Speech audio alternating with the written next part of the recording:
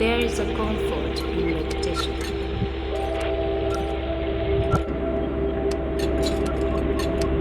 There is a comfort in repetition.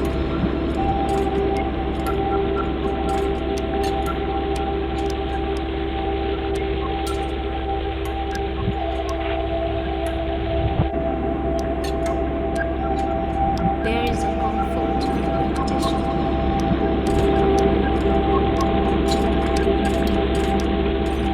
There is a comfort in repetition.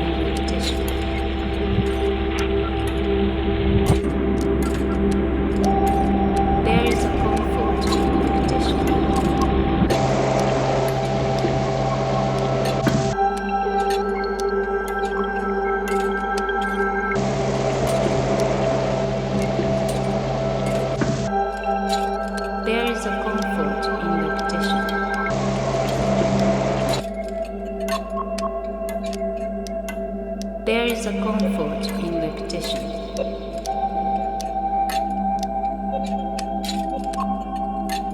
There is a comfort in repetition.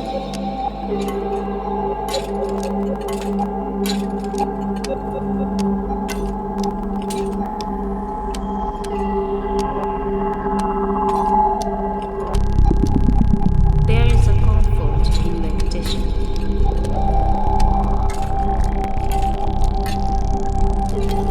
There is a comfort in repetition.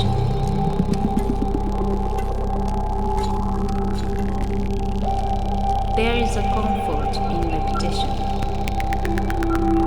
There is a comfort in repetition.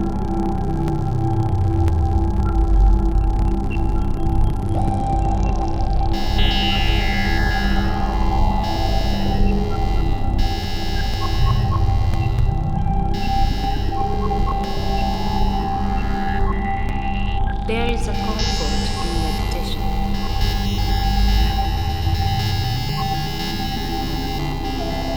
There is a comfort in repetition.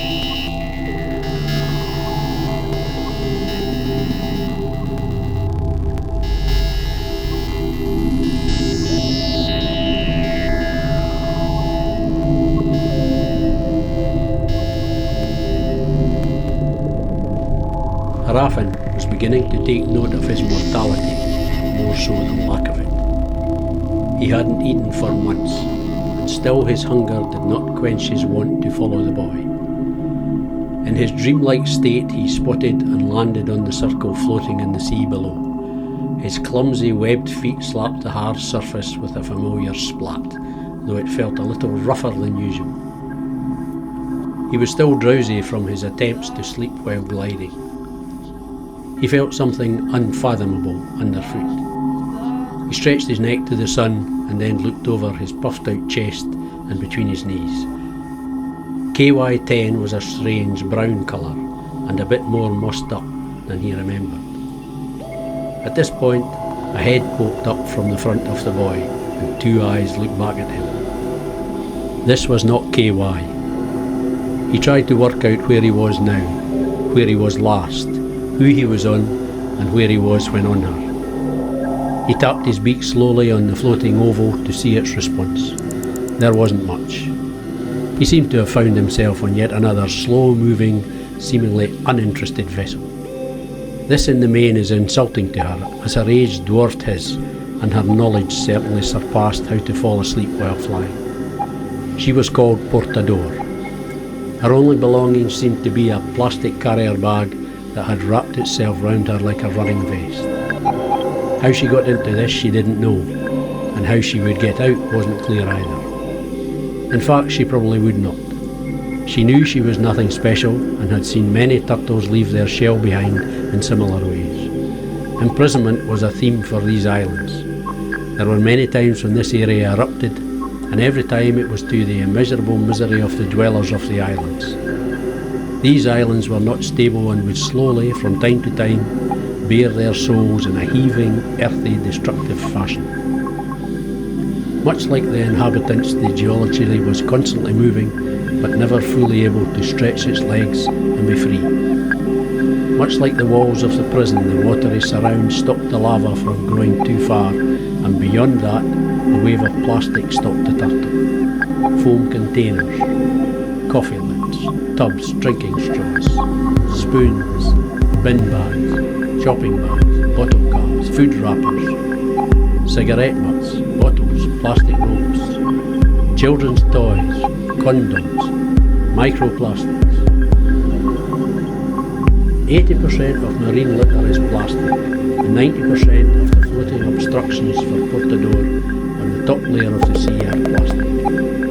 At least 5.25 trillion plastic particles are currently floating in the sea. She found it impossible, impassable, and indigestible. For now, KY-10 was just another piece of travelling junk, brought here not through invitation, but by chance or misfortune in her eyes. Portador did not speak boy, and the boy certainly didn't speak turtle, but both they and the gull understood travesty, and this language joined them together in thought, much like the monomers and additives that had reacted to form the polymers that surrounded him.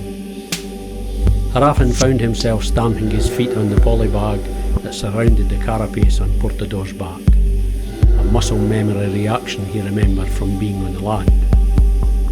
He was not likely to find any worms poking their head up from the bones that formed the turtle shell. Even if they did, he hadn't the stomach for them now. He slid down into the multicoloured water to cool off. The water splashed with a crinkle. Harafin noticed that KY had his wrists joined together, and with some confusion he thought that he could see handcuffs. He pecked and twisted his neck until a large plastic meat wrapper lay between them. He pushed this under the water so as to make a mask of sorts. It was then he realised that the boy's hands had become caught up in the plastic rings from a six-pack. He motioned sharply at the turtle with his wings for a few seconds. The turtle stared at him with the same never-changing expression. As Harafin lifted his whitening chest out of the rubbish, Portador startled. The claws on her fore-flipper slipped between KY-10's wrist and released him. She disappeared into the depths. Did she know? The boy thought she did. It liked her.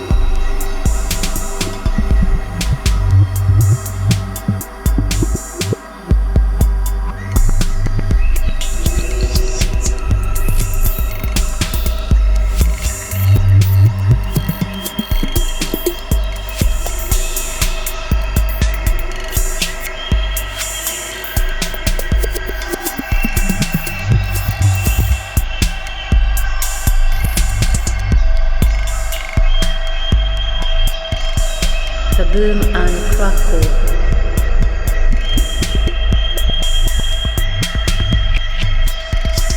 The boom and crackle.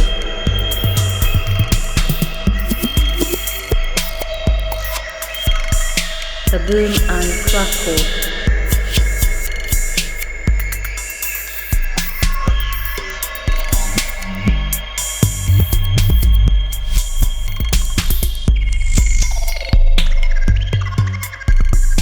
The boom and crackle.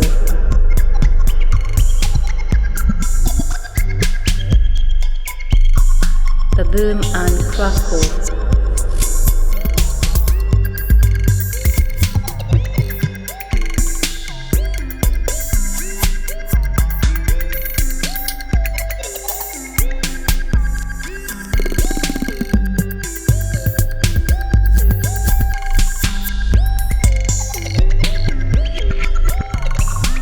boom and crackle.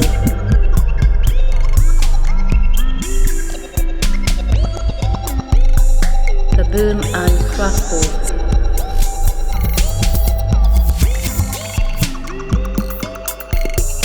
The boom and crackle.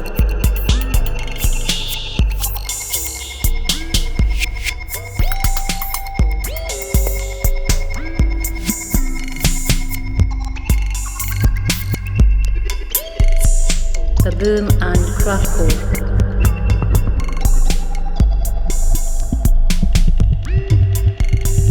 The boom and crackle.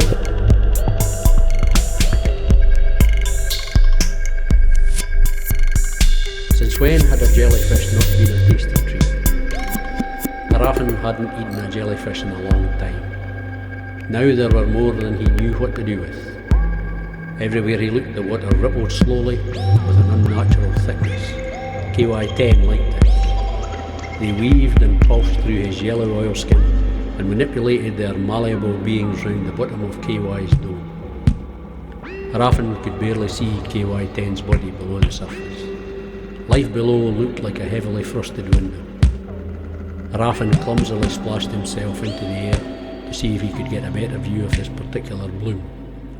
He rose up above the red-coloured boy to see that the swarm spread out as far as he could see. Each individual was tiny, about the size of a human fingernail, but he could tell they were old, so old as to be reimagined, repeated but not replaced. He thought about his own ability to carry on. Eating was a distant memory, along with pain and real sleep. His thoughts and memory were as one, a jelly-like state of vibration like the scene below. The jellyfish whispered stories from the past and what would be the future. An organic internet sweeping through the ocean and being passed round the planet by Earth's own currents. KY had no ears, but he knew of things that he was yet to be part of. The immortal jellyfish told him. The immortal jellyfish were not one jellyfish, but rather a cloud of information that stretched the circumference of the globe. Only when they bloomed like this could KY garner any information, and even then it resembled the thick hair of a now faraway home. Each piece of this never-dying sea puzzle had the ability to live for as long as its habitat could support it. Any one of these jellyfish threading through the sleeves of KY-10's yellow arms could have been reborn several times. The excuses that most of other species find to die are not relevant to the jellyfish. In situations such as this, the jellyfish can turn itself into a blob and then into a polyp colony, completely transforming itself, it ghosting between muscle cells, nerve cells, and even eggs. The power to asexually reproduce has resulted in a world-wide web of immortal clones, each polyp colony spawning hundreds of genetically identical jellies. Sharing the same knowledge, memories and feelings, hitching rides in the ballast water of boats, they have even spread the truth to areas natural currents can't take them. They swept KY up in their web and held him. Since when had a jellyfish not been a tasty treat? Harafin hadn't eaten a jellyfish in a long time. Tap, tap, tap. Tap. Tap. Tap. Tap. Tap, tap, tap. Tap. Tap. Tap. Tap. Tap. Tap, tap. Tap. Tap. Tap, tap.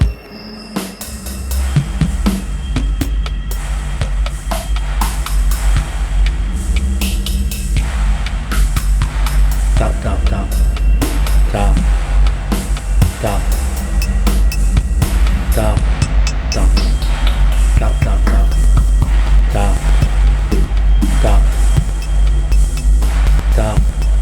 Tap. Tap. Tap. Tap. Tap. Tap. Tap, tap, tap. Tap. Tap.